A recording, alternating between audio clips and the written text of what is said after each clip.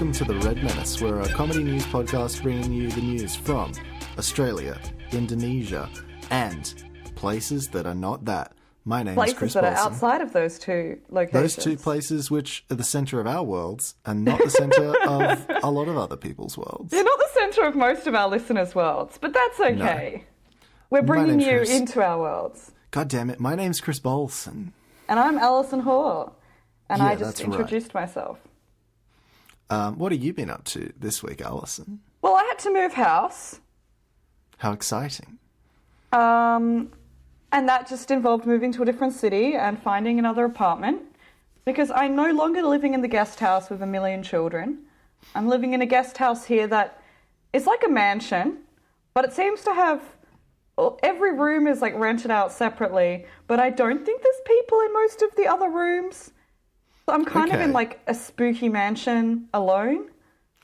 Okay, so if I don't hear from you again, like that's going to make a lot of sense. Like, yeah. If you mysteriously disappear, like I'll know what happened.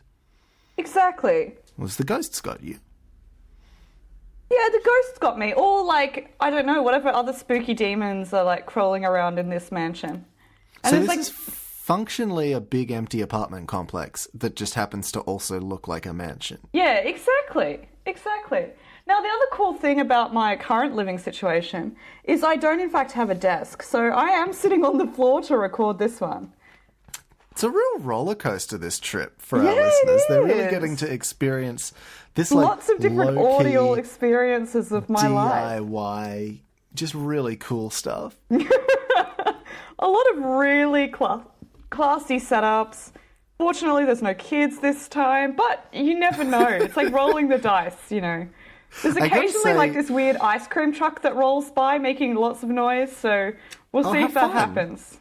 I gotta say, of all of the things I've tried to noise reduce in our one time together, kids is the worst one, comfortably. Kids is a difficult one to noise reduce. There's no noise reduction for kids in real life, unfortunately, either.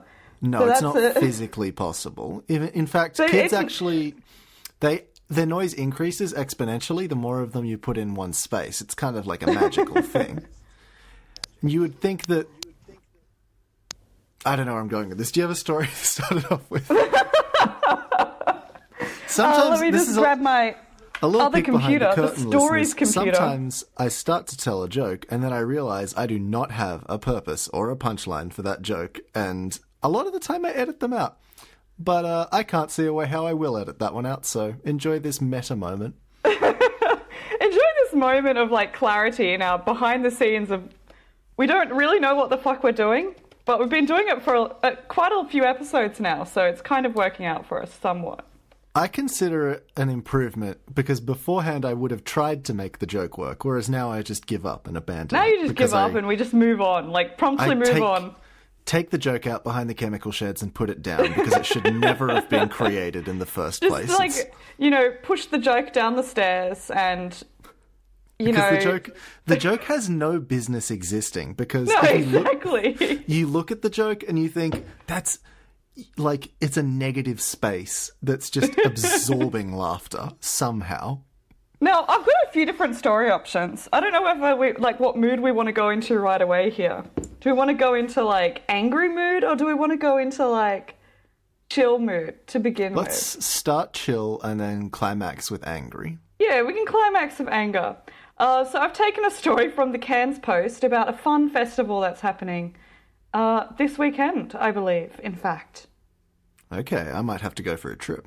In fact, it's happening today as we record this Then I moment. guess I can't make it, unfortunately. Yeah, well, unless, you can teleport there or something. And this is from the Cairns Post. And it says, only knobs need apply. Festival of the Knob celebrated this weekend. What the fuck?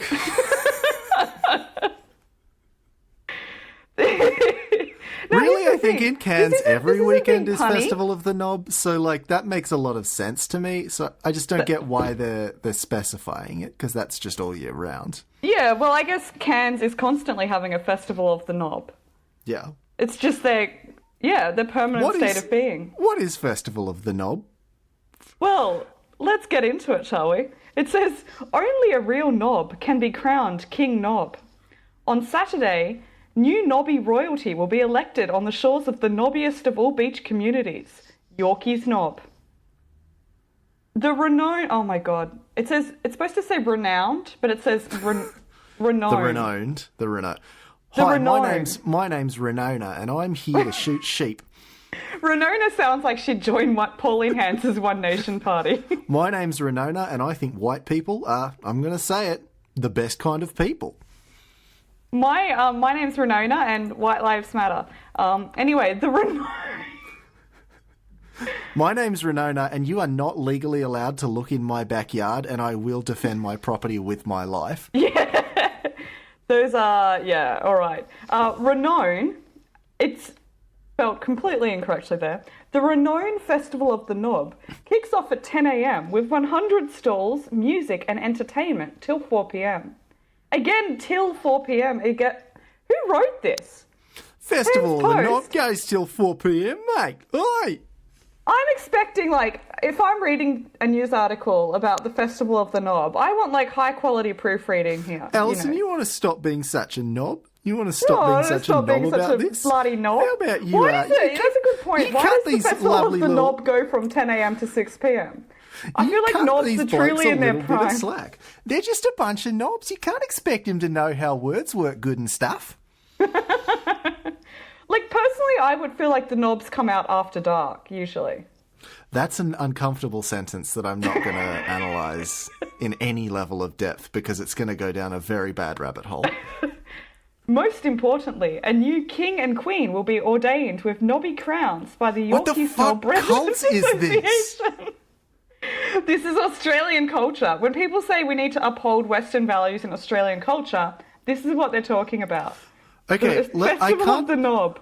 Given how little context I've been given to this, all I understand is this is like a dickhead cult festival. Like, that's my whole takeaway. Yeah, well, that's exactly what it is, Chris. You're exactly right there. So, like, it's to celebrate dickheadery? Or knobheadery, I guess, is the way to... Yeah, it's to celebrate being a knobhead at Yorkie's Knob. No, thank you. I don't like that very much at all. Like, what... We have to get into it a little bit so you can find out what it takes to be King Knob. Go around being just, like, inconsequentially rude to each other for a day? Yeah, and then they use that to decide who's going to be the king of It's like knobs. the Easter show, except everyone's actively trying to bump into each other the entire time. Yeah, exactly. That's the fun of the event. It's like human dodgem cars. The crown has timber knobs. It suits the humour of the day, he said. Are they dicks? No. Wait, I forgot to read out the first part of this quote. It's from King of the Knob, Peter Mapstone. Okay. Yeah. The crown has timber knobs. It suits the humour of the day, he said. King Peter has been a Yorkie's resident for 8 years. I'm a true knob, he said. I've never wanted to punch someone so badly in my life. Now, Peter's standing there with his shorts on, his, like, knee-length shorts and his blue, like, surf T-shirt, wearing his knob crown and, like, a kind of surfy necklace. This necklace is made out of knobs that I've taken off of the men that I've killed in Nobby one day every year. Oh, my God. In Nobby's beach surf, whatever it's called, one day every year. It's like the Purge, except the point is explicitly to kill men to take their knobs to make jewellery out of. That's how we really keep the peace around here, is we do have a day explicitly dedicated to killing men to take their genitals. Yeah, I mean, that would be a fairly knob-headed thing to do, I think, would be murder. I think that's probably the most knobby thing you could possibly do. You get extra points if you somehow manage to kill a man with your genitals. Say if you manage to fashion your penis into a slingshot and then you use that to sling rocks at another man, then you get to take his genitals. There's no complaints about that. He'll appreciate the thought and the gesture. I mean, I feel like if you manage to make that achievement, someone would probably just like be like, okay, just kill me. You know, like you deserve this win. I see how hard you've worked to get to this point.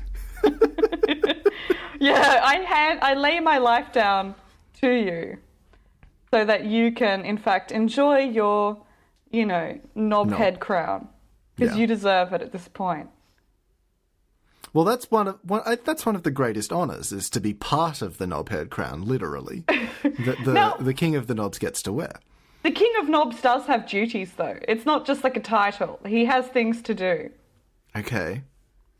One of his last duties, and this is the current incumbent king of knobs, was to welcome ashore a no doubt perplexed American sailor Jacob Hendrickson, who had rowed from the United States for over 11 months and drifted off course to Trinity Beach. So you're like on like a round the world rowing trip. And you drift ashore and you're like, oh, thank gosh, I'm at shore. It looks like a safe beach. And then this guy, Peter Mapstone, king of the knobs, approaches with his knobby crown. He's like, g'day, mate, Peter Mapstone, king of the knobs here. And you think, okay, there's a few different ways this could play out in this dude's mind. One, he thinks he could use his dick as a slingshot to kill me. He could use his dick as a slingshot to kill him. Secondly, he could think that this is hell and he's dead. That's a very reasonable assumption in that moment. I mean, that's probably the assumption that I would come to in that circumstance. At the same time, he has been at sea for 11 months and he might be getting a little bit frisky, and all this talk of knobs might be getting him a little bit of excitement. So he could be into it at the same time. Yeah, well, he could be. There's no judgment here for poor Jacob Hendrickson. I just... like, what a weird situation poor Jacob Hendrickson had found himself in. I still have no conception whatsoever of what this festival actually is. In my head, it is this, like, dick Well, neither purge. do I, Chris. It doesn't really explain in detail what the Festival of the Knob entails, except for the fact that they're going to crown a king knob. And they don't even say what the, like, what the criteria is for who's going to be crowned king and queen knob. It just says that they're going to be crowned. So I think the article needs to start with, like, Webster's Dictionary defines knob as, because I don't know what context they're using it in, because there's several. Well, that's exactly right. Does it mean, like, a knob of wood? Does it mean a dick? Does it mean a jerk? Like, there's so many options. The only one that's... Is it, like, just the place? Is it the place festival? Like, I don't get it, and I hate it. Well... Exactly. But I'll just finish off this. So Mr. Hendrickson got towed ashore to Yorkie's Knob by the Coast Guard after he drifted away. Yep, they hooked their knobs into the tow rope of the boat and then they swam ashore carrying by their knobs. Exactly. After 11 months alone at sea, the sight of a knobby king might drive anyone into hysteria. But Mr. Hendrickson seemed to have handled the welcome in his stride. He took 7 lives that night. He decided that he too would enter the knob competition and become King Knob next year. Well, I mean, he's obviously not very good at sailing, so, like, I get, like, he seems like a bit of a knob. There's another typo right here, by the way. It says the Festival of the Knob has been going strong since 2005. It's like, okay, I can forgive the renown as opposed to renowned, but when the entire article is about the Festival of the Knob, you shouldn't be spelling Festival of the Knob incorrectly. Can I give you a story from WA Today? Of course you can. This is sent in by my friend Hannah. Thank you, Hannah. And it's written by a different Hannah Barry. Okay. And I just got to warn you all that at the top of this page, there is a graphic content warning. Oh, no. I hope that our viewers are not offended by seeing graphic content. It's pretty nasty stuff. Okay. 2 Randy kookaburras are believed to have caused a widespread power outage to more than 1,000 customers in Perth's northern suburbs. A witness who was out walking his dog just after 4 p.m. said he saw the 2 lovebirds, who appeared to be mating at the top of a power pole, come into contact with the power infrastructure on the corner of Albion Place and Fairlane Drive in Careen. He said there were 2 big blue flashes accompanied by loud bangs. Oh, no. And then power went out for 1,000 people.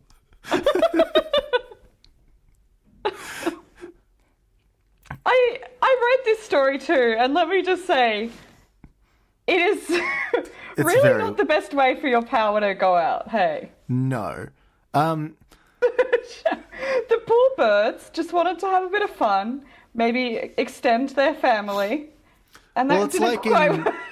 It's like in horror movies, how the people who have sex are always the first ones to die. Like, that's the rules. That's true.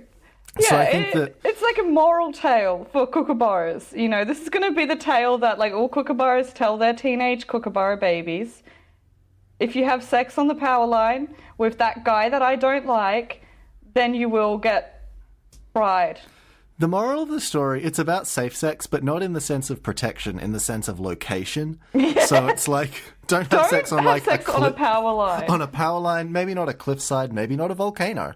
Like, I think those are reasonable lessons to take away. Reasonable moral tales for all teenage kookaburras, and I believe it also probably extends to human beings.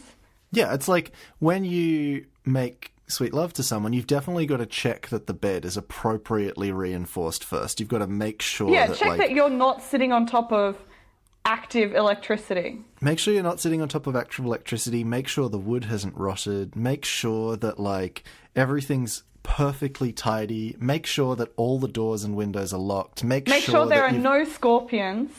Make sure there are no scorpions. Remove any spikes that you might have had just laying around in the bed, just in case. Take all the needles and the, like, pins and needles and sharp objects away from the location. Gotta make sure to put the tiger out in the hall. I can't stress how important that... Because the tiger... That's the most important step, really. And the cassowary. So lock the cassowary in the bathroom. The cassowary... Look, the cassowary won't like it, and the cassowary will protest. But if you want to have a wonderful, intimate moment, the cassowary Don't let the cassowary be in the room. No, the cassowary will, to excuse the phrase, fuck it up. So, like... He will fuck up the session. Big time. I love this idea that these kookaburras had such powerful lovemaking that it caused an electromagnetic pulse. Like, they have... That's true. Because this is a...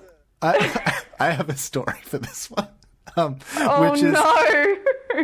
If my mum wants to stop listening for the next few minutes, maybe. But there was someone that I had previously been in a relationship with. The first time they came over to my apartment and we had an intimate moment. You forgot to put the tiger out. No. So silly. More realistic and terrible. I had this little electric heater in my room because it was like the middle of winter. And at, let's say, the climactic moment of this encounter, the heater did explode and fill the room with smoke. And I didn't realize that I had the worst possible psychic power in the world. Exploding electronics as you climb. Yeah, I have EMP orgasms. It's so good. Oh, dear. So you could probably, like, relate to these kookaburras in this situation. Yeah, no, this spoke to me at a very deep level, I feel like. Maybe Hannah didn't realise that when she sent it through, that it was such a personal story to you, that it, like, I did have a moved you good in cry such a way. after I read this. I don't know why we're laughing so much. This is deadly serious stuff. This is quite horrific. But it's like, it's one of those stories that you read, right, and you think, this is just such an Australian thing that I'm reading. This is true Australian values. But also, Festival of the Knobs, kookaburras fucking on a power line and making... Kookaburra fucked a power line to death. It's just so... Oh, dear. So, I'm not going to read the... guy who basically just tries to make a series of jokes, but they're not as good as the jokes that we've already made. So I think I might call it quits on this story now. But I just wanted everyone to know about this terrible experience these poor kookaburras had. Don't have sex on power lines, kids. Song that's like, kookaburra sits on the old gum tree. Yeah. Merry, merry king with the bushes, he... Like, how can we make that song to be about this situation? Kookaburra sits on the power lines, looking at his lady friend all the time. Bone, kookaburra dead you are now. Look, it's a work in progress. Cut me some slack. Do you have another story for me, Allison? I've got a few stories. Let me just... Bring them on. Do you want a story from my part of the world? I would love one because we have not taken advantage of your part of the world at all. Yeah, it's because the news hasn't been particularly humorous in my part of the world, unfortunately. Fuck. But this is a story not from Indonesia, but from Malaysia, which is, attached in some areas. They do share some islands. Well, some island. So I guess it's in my part of the world. It's next door. Close enough. Close enough. And this is a story That's about... really what... I think that's the white people's way when you travel the world, is like, whatever's next door, it's basically mine too, so that's fine. Yeah, it's basically the same place. Like, whatever. They're both, like, Muslim countries in Asia, so, like, I just can't tell the difference. Let's take all of their natural resources and cause it's problems just, like, for generations to come. They like, need someone like me to come in here and, like, really teach them about true culture. So, this story... I don't believe anything I just said there, by the way, for the record. No. Colonialism was bad. Colonialism is fucked up. So, this is a story from Malaysia. And it says, a Malaysian singer arrested for keeping a sun bear in her home says she thought it was a dog at first.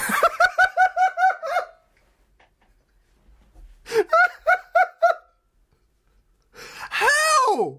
Bears and dogs do not look very similar, in my experience. She must have thought it was a real fat dog. Like really weird dog. This incredibly muscular, dense, this like meaty incredible dog with like a really fat head and a really robust body, and for some reason really like strong claws, and it keeps standing up on its back legs. But like she's talking to her friends, and she's like, "What does your dog's roar sound like?" And they're like, "I'm sorry, it's what? It's roar. Like when it roars at its prey. What does that sound like? You mean barking?" A sun bear is a very beautiful bear that has like a generally black body, and then it also has like a big white spot on its back, like a sun. Okay, maybe she thought it was a really weird Dalmatian. Yeah, like a Dalmatian that's majority black with a little bit of white on it, but all the white is concentrated in one area.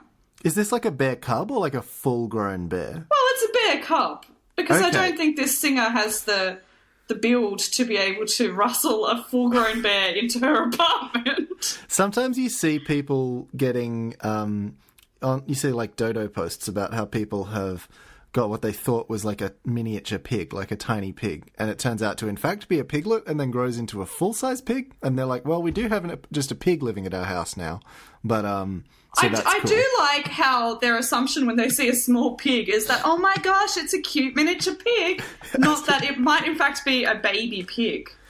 Well, that's what I assume when I see a baby human, is I assume that's just a really strange Oh my god, adult it's a really human. cute miniature human! Oh my god, a tiny little person, I want to put it in a cup. Oh my gosh, it's so cool! And then it grows into like a grown adult human, and you're like, oh, this is such a rip-off. You have to keep it at that point. You have to keep the adult Yeah, in you your house can't get and rid of feed it and the bathe full-grown human being.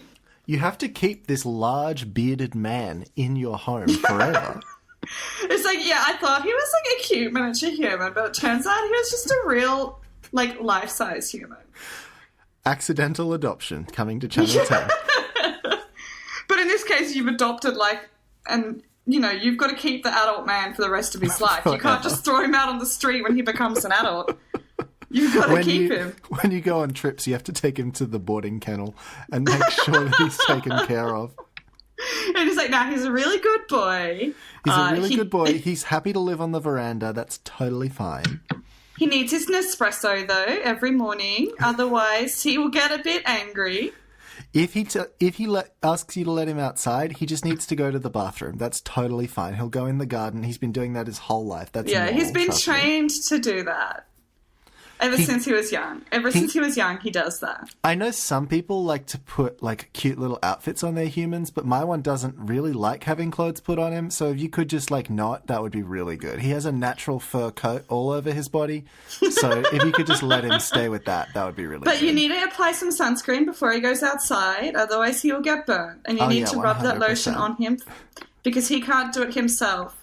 And if he make does sure it to himself, get the he will lick lotion... his hands and he would die from sunscreen poisoning. Make sure to get the lotion everywhere, because he can't get it in all of the crevices, so you really need to focus on that. Yeah, you really need to focus so he doesn't get burnt anywhere.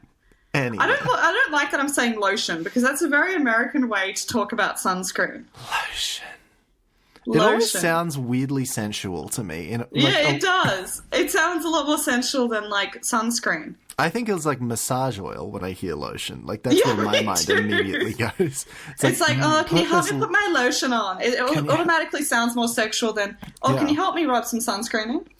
Can you help me put some fucking lotion on, love? Can you help me put some fucking lotion on, love? I'd be as opposed to like, can you let me get out of here, help please? me apply this lotion to my naked back?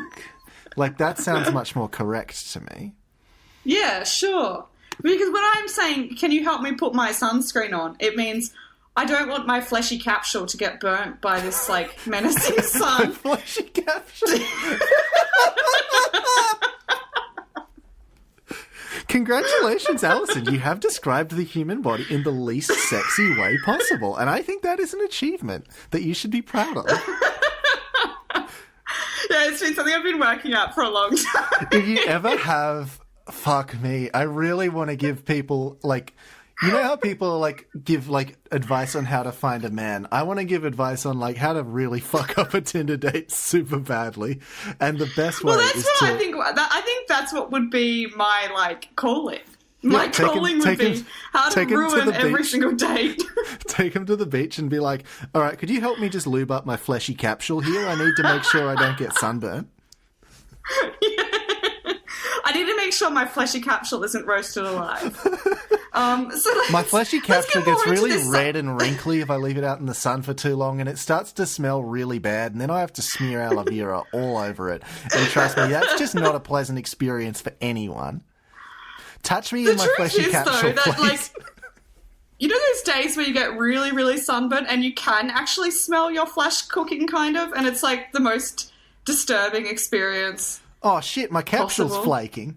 Oh no, there's bits of capsule all over the ground. I want to read more about this Malaysian singer. All right, fine. Because I feel like we haven't even scraped into the whole situation here of what happened. Totally. So a Malaysian singer who has been keeping a sun bear in her condominium claims she thought she was rescuing a dog, the Star has reported. So this isn't that she bought a bear and someone told her it was a dog. This is she found a bear in the street and was like, oh, this poor dog. I found this dog in the woods. It was super weird. I don't know what it was doing there. And there was like a bear trying to kill this dog, and I thought, oh my god, I've got to like get out of here. I found this dog in a bear trap. I can't believe someone would do something so cruel to a poor little canine like this. Oh my god. I found this cute dog inside a bear's cave with a mum bear and a bunch of other dogs. It was really disturbing. It was really horrifying. And the dog was drinking milk from the mum bear. The dog kept eating honey. It was super weird. I had to fight off the mum bear, and she did take one of my arms. So it's been really hard to take care of my new dog. But my new lovely, beautiful dog. My lovely dog. Now, the reason that this bear was found, by the way, is because other people in the apartment building could see the bear poking its head through the window and roaring out the window. I brought my good friend Leonardo DiCaprio over to see my new dog, and he was terrified, and I don't know why. Yeah, I don't know why he was terrified by it. He had some kind of like PTSD from some kind of film he was on. He just kept shouting about a man named Alejandro and how Alejandro was making him go near the bear again, and I don't understand what weird stuff he was talking about. There was no bear in my house. According to a translation by The Star, Zarith Sophia Yassin told Malay Daily Cosmo, "It was nighttime when I found the bear cub in a weakened state by the side of the road, and I thought it was a dog." Okay, On the 7th I guess of it June, was dark. All right. So you're just picking up random animals from the side of the road in the dark. I mean, I still question the life choices there. Yeah, she's gonna get rabies. That shit's inevitable. I generally don't pick up random animals from the side of the road in the dark. I do pat a lot of random cats on the side of the road in the dark, but that's a different story. Like, I wouldn't take a street bear home. You know, you've got to... I'd get a street bear from, like, a kennel or from, like... I wouldn't get a bear from the pet shop because I don't want to support that industry. But, like, I'd adopt a bear. But, You'd like, adopt a bear. But not a street bear. But you wouldn't pick up a street bear from the side of the road. It's just not smart. And it's not good for the street bear either. Yeah, it's not ideal. On June the 7th, the Department of Wildlife and National Parks Peninsula, Malaysia, reportedly arrested a 27-year-old female singer suspected of keeping an endangered wild animal in her home. Officers conducted a raid at the singer's condominium in Unit Desa Pandan following a public tip-off, Burnham added. Residents had first spotted a sun bear poking its head out of the unit it was being held captive in, according to a Facebook post by one of the residents. How scared you would be if you just walking down the street and you look in the window, you just have a little curve in some poor sod's house and you see a bear and you're like, oh, fuck me. Now, the video is literally just, like, the walls of the apartment building, and then, like, it's taken on an upwards angle, and the bear's on, like, the second floor, and you can see the bear poking its head out the window, roaring, and it's... Oh, God! The cops bang on the door, and the bear tries to climb down the fire escape, hops on his motorbike, and roars down the street. It's really funny. It's really quite disturbing. She's got this, like, whole room full of, like, otters and bears and cassowaries and all these, like, crazy endangered animals. And the police come in and she's like, could you just be careful? Like, my dogs, they really don't like visitors. So if you could just make sure... Dogs! It's like a cassowary and she's like, oh, just mind that dog. He's a little bit weird. He's only got 2 legs. I think he might be disabled. Yeah, he had an injury when he was young. Also, he has a huge horn sticking out of his forehead. Yeah, I think the injury he had while he was young, which took his 2 legs and stretched out his neck, is what makes him hate humans. He also has metal bones. It's super weird. He also has these 3 claws that come out of his hands. He is a Canadian man. It must all be part of his engine. He speaks English. It's super weird. Yeah, it's really strange. He's a really strange dog. He looks like a human, but he's a dog. I found him on the side of the road. He's definitely a dog. Also, he can teleport. Yeah, for some reason. The frames keep skipping and he ends up on the other side of the house. And he's got like a little floating diamond above his head. Actually, come to think of it, I think he just lives inside my computer. It's been inside the computer this whole time. That's the podcast. None of you are real. We're all Sims. And Allison is God. This lady was a contestant on a reality show called Rock Nova. And this is what her statement on this is. She said, I only wanted to save the bear. I had no intention of exploiting him, Zareth said. Zareth said she named the bear Bruno and was quoted by the star as saying, it was true that I went home for Hari Raya, but I didn't let him starve. I left him some food. If Bruno could talk, no. It would surely say the food I gave was delicious. He ate chocolate. Dude! So she went Hari Raya is like the holiday Bruno where people return home. If Bruno was a dog, he'd be dead.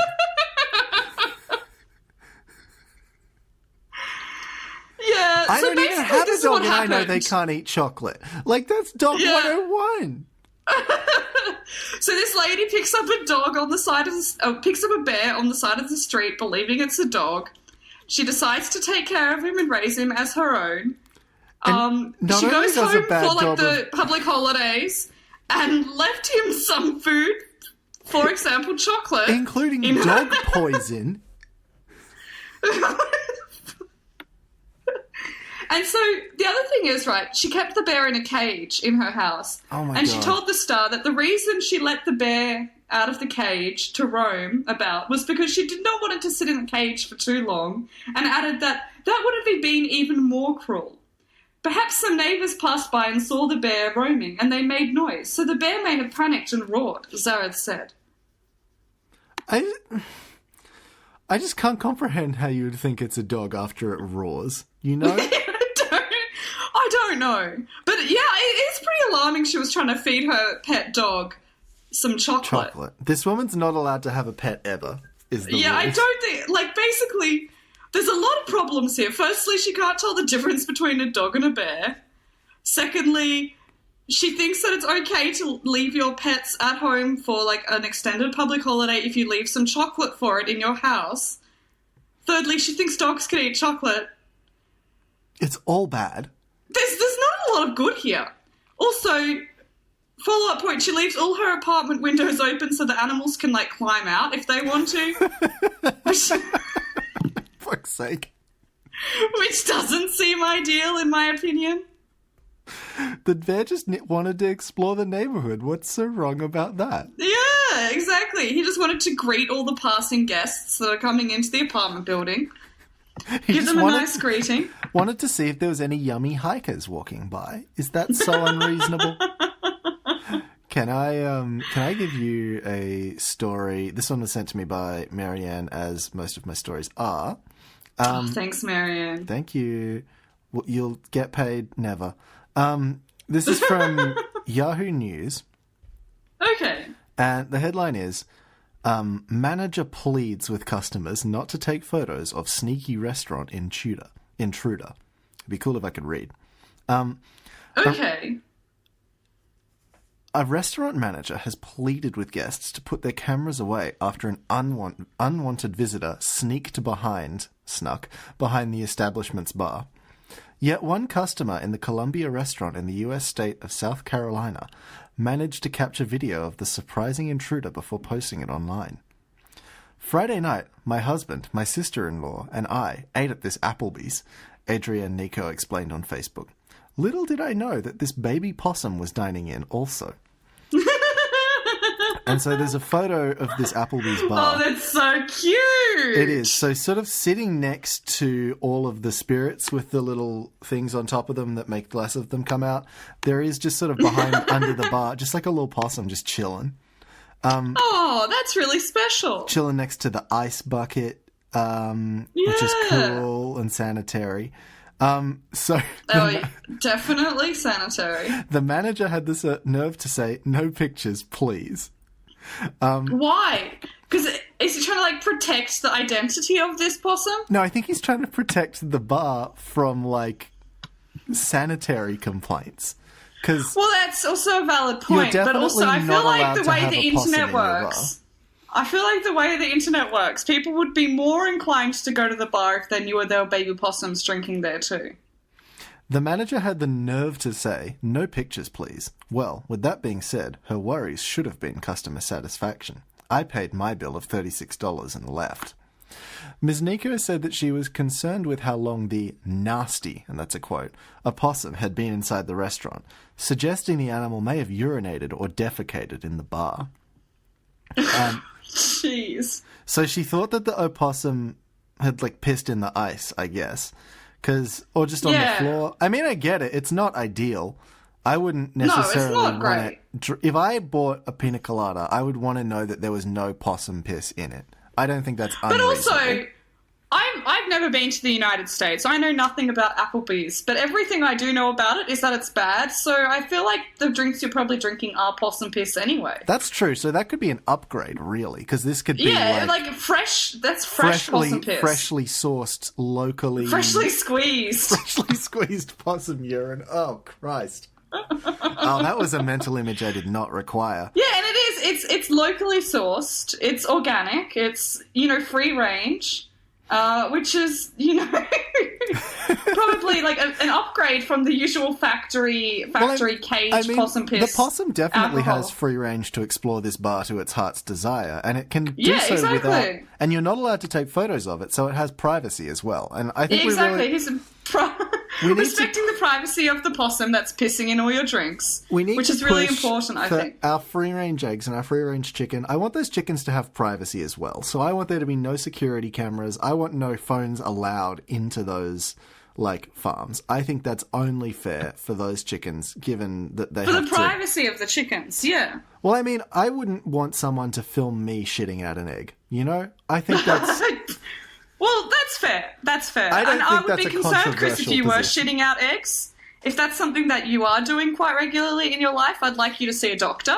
But if this is just a hypothetical situation, then sure, I understand exactly where you're coming from. So They basically said that a complaint was received at the South Carolina Department of Health and Environmental Control. The restaurant says, in cases such as this, the animal must be removed and all impacted food items must be thrown out, and the area is required to be cleaned and sanitized. That's just simply not fair. Right? If you're already serving possum piss, then the possum piss is just an extra bonus. Exactly. And how do you think the possum feels about that? Like, if I walked into a store and I touched something and they were like, all right, send in the fucking SWAT team and put on the gas masks. And then the SWAT team, like, incinerates everything and then you get, like, thrown out onto the street. That's like, wow. The possum would be quite an offensive experience. The possum was just there for a night out. It had showered. It had put on cologne. It wasn't dirty. How dare you judge the possum this way? Yeah, and I mean... as far as I know, Applebee's isn't an exclusionary place, you know. It's not like you need to wear... You can probably walk into Applebee's wearing thongs and footy shorts. I don't know the real situation, but I'm imagining you could. And do we not live in a world where we are innocent until proven guilty? And I think you should be clean until proven dirty, you know? Yeah, exactly. Where's the swab tests on this opossum to make sure that it's dirty? Do you have... Where's the bacterial readings? Do you have another story for me, please? Another story. I think we should probably aim for a bit over time because we did so much like technical shittery, and I'll have to cut. We did a lot of technical shit. Do you want to end with a bad story? Let's do it. I want to shout about something. A bad story. No, you probably read this story because it was all over Twitter, and it's just like my favourite genre of story that seems to pop up quite frequently in our Australian news of, look at these millennials who bought a house with an asterisk, but only because they got, like, every single privilege available. But this one's particularly funny because of the last line in the story. So this is what the headline goes. How uni students signed property contract on part-time $25 an hour wage. This woman, whose name I'm not going to name because this is an incredibly embarrassing story for her, and I feel like most of the blame goes on news.com.au for publishing this story. Let's call her Jenny. Jenny signed the contract for her first property at just 21 on a $25 an hour wage, and she says anyone can do the same. Asterisk, asterisk, asterisk, asterisk. Now, let's take a guess at some of these asterisks that may exist there, Chris. Well, I mean, she definitely lives with mummy and daddy. She does. Jenny does live with mummy and daddy. So, live with mummy and daddy. Big shock there. I want to know what her job was, because I assume it's not like she's working at the fish and chip shop. Like... Well, the fish and chip shop wouldn't be paying her minimum wage. Because the fish and chip shop would be trying to skirt around their legal obligations. That's true. That's true. What, does she have, like, a trust fund or, like, a savings account filled with money? Let's get into this. Sydney woman Jenny was making just $25 an hour in a part-time retail job when she signed the contract to her first property. She was a 21-year-old nursing student at the time, and while her friends were spending their weekends partying, Ms. Jenny was making sacrifices in the hope of securing her future. It paid off. She's now the owner of a $544,000 one-bedroom, one-bathroom apartment in the Western Sydney suburb of Parramatta. Now, just that line alone, like, takes away any hope for anyone of buying an apartment or a house. For what it's because worth, the fact of one-bedroom, one-bathroom apartment in, like, the West... It's not costs $500,000. For reference, listeners, that's a minimum 40-minute commute to the city centre. Like, it's quite a ways out. It's quite a far away from the city centre. The flat was bought off the plan. In March this year, the property was finally settled, and tenants have since moved in, netting Miss Davidson $400 a week in rental income. That's also alarming that a one-bedroom, one-bathroom apartment... cost that much? Does it have gold on the walls? $400 a week. I don't know. I live closer to the city than my rent's cheaper than that. Yeah. My rent's more expensive in Australia because it's 2 bedrooms and there's 2 people paying for that. That makes sense, at least. It does. And she that also cash bought off the goes plan, which is a real stupid thing to do. Like, that's just asking to be ripped off. But anyway. Well, I feel like buying off the plan is like what people do when they don't really care about living there and they're just going to like rent it out to tenants that have to deal with the shitty conditions. Yeah, that's fair. And that's exactly what she does. Cool. Because in March this year, it says that, you know, she got some set tenants in, and the cash that the tenants give her goes straight to her mortgage, leaving her with a little left over. It's a welcome reward after she spent years scraping together a 20% deposit to make her property investment dream a reality. Miss Davidson now works in finance and was earning around $40,000 when the property settled. She says she had worked hard to save for years and she was proud of her achievement. In 2017, I knew I had property coming up. At the time, it was still being built, so I tried my best to save, she said. My parents helped me, in a sense. They didn't give me money, but they tried to teach me how to save and how to understand what was necessary and what wasn't. Now, let's scroll down here, because it says... I like the in a sense there, because I have a hunch that that's going to be one of those little old asterisks. Yeah. Now, I can't find the line in here. Maybe they removed it. Maybe they removed... Okay, well, actually it is here. It is here. Okay. I was still young and a lot of people wanted to party and spend their money there, but my parents helped me keep me on the right track to a better future. She says she was working part-time. Jenny had a casual role and worked crazy hours, which meant she made very good money that she put towards her deposit. She was also living at home and not paying rent or bills or having to fork out for groceries. But she said saving was still a challenge. Can I just throw it out there, Chris? Yeah. That I don't know how saving is a challenge if you don't know how to, if you don't have to pay for any of your living expenses. Pay for anything, and apparently you don't party or have friends. So I literally don't see what you could spend your money on outside of like fidget spinners and video games. So Yeah, like I don't know. Like, in your situation, if you're living at home, not paying rent, not paying bills, not having to fork out for groceries, you don't have friends, you don't party, how is saving a challenge? That's like the most easy you're situation just to watching save the it. number trickle up. Like Yeah. That's what's like baffling here. There's always gets to that caveat. Now, it goes on and she says, it was really hard because as a 21-year-old girl, I didn't do my nails or cut my hair. I had to cut out all that girly stuff.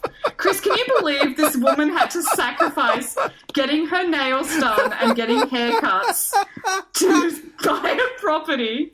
I also sacrifice getting my nails done. I don't do it that often at all. So like that's Yeah, I sacrificed... It's a hard life. I don't get my back hair when cut. I was like an undergrad in uni and had to pay bills and stuff for myself, it was like I'd get a haircut or I'd eat. In this case, she gets a haircut or she saves money And gets a for property. her property. And to be fair, I was still incredibly privileged because I still had help on my rent. Yeah. But It the also fact is, I was sounds- still living paycheck to paycheck. And the fact that the So- property she got sounds like it's made out of styrofoam, I think is the most depressing Well- part of this. I don't think any of our listeners would understand this joke, but I believe it's only time until this building Opal Towers itself. So I kind of think any new development is like a ticking time bomb for being an Opal Tower. And the Opal Tower was like a high-rise luxury building that kind of cracked a lot, and Just- everyone had to evacuate, just and kind now of it's worth nothing. It kind of snapped. It was weird. Like It just kind of cracked. the building was just under a lot of pressure from having to exist, and it just kind of cracked, if you know what I mean. Exactly. And I kind of feel like every new building is just waiting for that to happen. I mean, I'm not gonna lie. I really relate to the Opal Tower. I get it.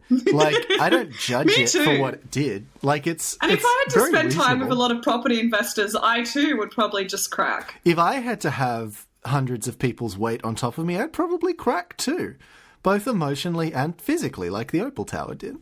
Yeah. Now, just to put it more into context about all the hard work that she did, because obviously she didn't have to get she wasn't able to get haircuts or do her nails or anything like that.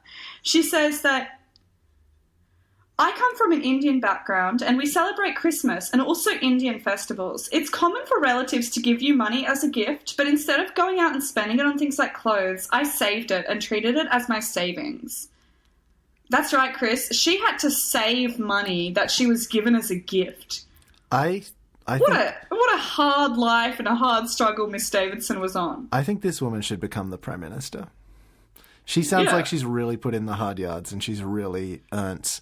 She's sacrificed more than anyone, Allison. Exactly. She didn't spend her Christmas money on clothes and things. And I know it sounds like I'm being super condescending. I did spend my Christmas money on clothes and things. So, like... But I also had rent to pay in my defense, so there's no hope of me ever owning property until I'm dead. And I also feel like clothes is something you need in this society. True. I am we wearing can't all clothes be like right now. someone's That's a human sacrifice. pet and be naked. Like no, that does sound like a pretty chill gig, though. Being a human pet, yeah. I feel like we can't all be in that situation where we're able to be someone's human pet. Someone would rub the lotion in all of your crevices. It'd be really chill. You wouldn't have to put any of your sunscreen on. You'd get to... Exactly. Someone would feed you chocolate all the time. Oh, God. I want to just... Can't I just... Someone leaves and you can roar out the window at all the passers-by. Can't I just be someone's nude slave? That's all I want in life. No. So actually the story, like, really buries the lead right at the end here. It says... Miss Davidson is still living at home with her parents, who are also property investors. Fuck me. And she hoped to add to her portfolio in the future. She purchased her apartment through Zinger Finance, where she also works. Jesus Christ. Oh, sorry, where she also now works. But also... So this nursing student works at a finance company and has property investment parents who give her, like, cash for her presents and don't make her pay any bills or rent or food. And I mean, fair dues. If you've got the money and you don't have to do that, then so be it. But also, don't brag about it. Just don't brag about it. Why do we constantly take advice from these people about, like, how easy it is to, like, live this way? Well, because the advice that we paws give is to just go to sleep, man. Like, that's all I've got. So, like... I don't know who else I'm going to get advice from.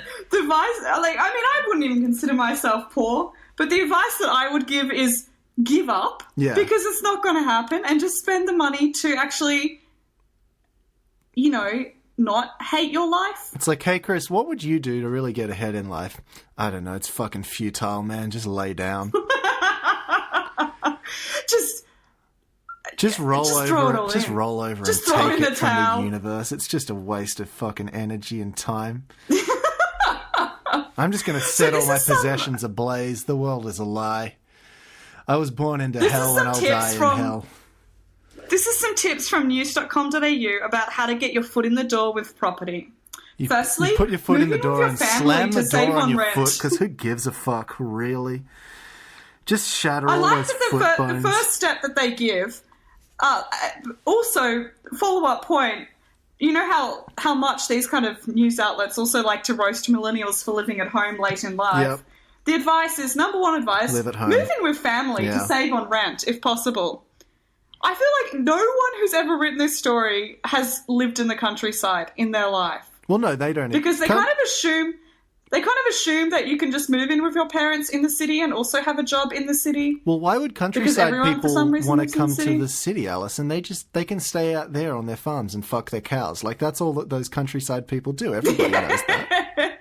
They can just, like, go back there and live with their parents. And, like, yeah, you can find a job there at, like, the fish and chip store and save money. Or you could move to the city and do a job that's, like, somewhat more better. Do you get free fish and chips at the fish and chip store? Well, I if it's Pauline Hanson's fish and chip store, only if you're white. Look, I can do that. I've got that qualification, so that sounds like a pretty sweet gig for me. But also, you'd be making money for a racist. Oh yeah, shit.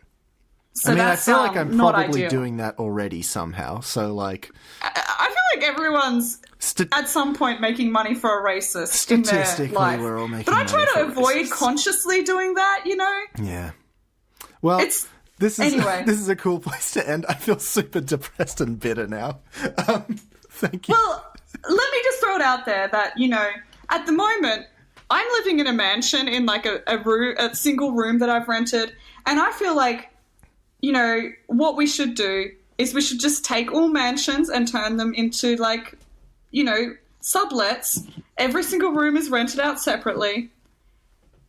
And then we just, like, annex all the rich neighborhoods and fill it with, like, you know, working class and middle class people. Eat the rich. They taste like butter chicken. It's like backwards. Let's do reverse gentrification, where instead of all the rich people moving into, like, the poor neighborhoods and making the poor neighborhoods nice, all of the poor people move into the rich neighborhoods and make it nice in terms of the friendliness. In terms of the friendliness, definitely shitty in terms of, like, the cleanliness, but you win some, you lose some. So yeah, I want to bring all of... I mean, in some ways, like, it's because, like, well, shitty in terms of cleanliness, maybe in the fact that we've made it high-density housing, but otherwise, you know... Make Mossman it's cool clean again. It's clean of the rich, and that's basically, you know...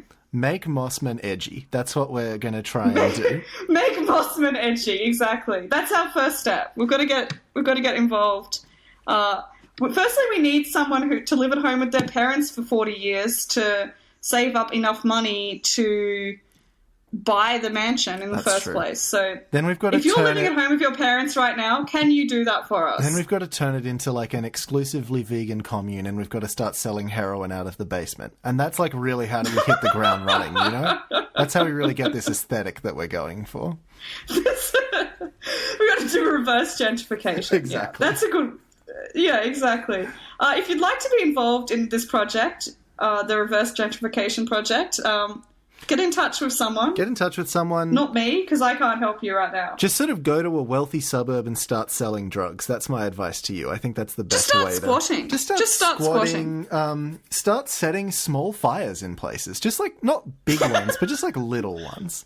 Start... Get your spray cans out, you know, do some graffiti murals, all that kind of stuff. Go all to, that like, good stuff. office buildings and put graffiti on, like, their highly reflective windows. Graffiti the bank logos. The other thing you looks also like need to do... have dicks coming out of them. That would be good.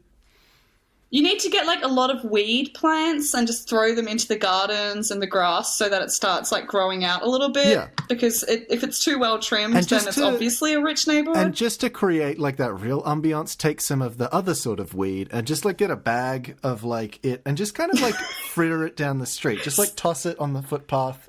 So just, like, you really want to create that odor, you know? Thank you for listening, folks.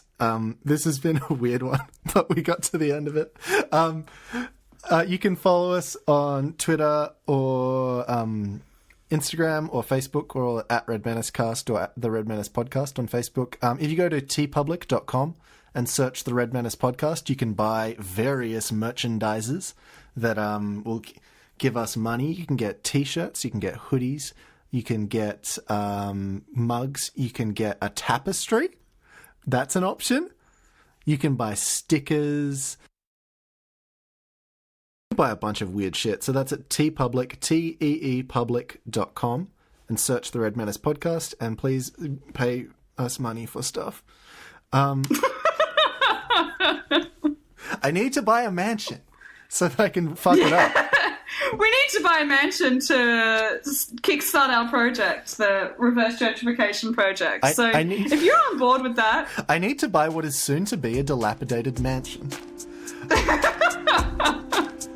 Thank you for listening, everybody. Have a nice time. Make Mossman edgy again. # make Mossman edgy again. Goodbye. Goodbye.